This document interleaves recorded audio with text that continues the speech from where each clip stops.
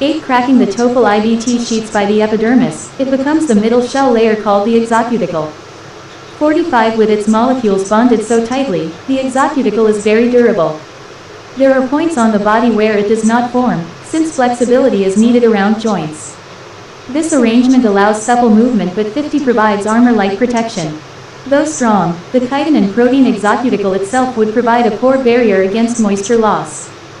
Therefore, 55. It must be coated with lipids, which are also secreted by the epidermis. These lipids, mostly fatty acids and waxes, form the third, outermost layer of the shell. They spread over the cuticles to form a 60 waterproof seal even in dry weather. This lipid layer gives many arthropods their distinctive luster.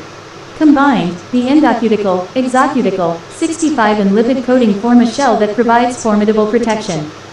The external shell has other advantages. One is that, because it has far more surface area than the internal skeleton found in vertebrates, 70 it provides more points at which muscles can be attached. This increased number of muscles permits many arthropods to be stronger and more agile for their body size than birds or mammals. The coloration 75 and markings of the exoskeleton can be beneficial as well. Many species of scorpion, for instance, have cuticles that contain hyaline. The hyaline is excited by ultraviolet radiation, so these scorpions 80 glow blue-green when a black light is flashed on them. Scientists are not sure why scorpions have evolved to fluoresce this way, but the reason may be that their glow attracts insects that they can capture 85 and eat. 1. Introduction. 9. Adaptive as their shell is, it leaves arthropods with at least one distinct disadvantage: the cuticle cannot expand 90 to accommodate growth. As the animal increases in size, therefore, it must occasionally molt.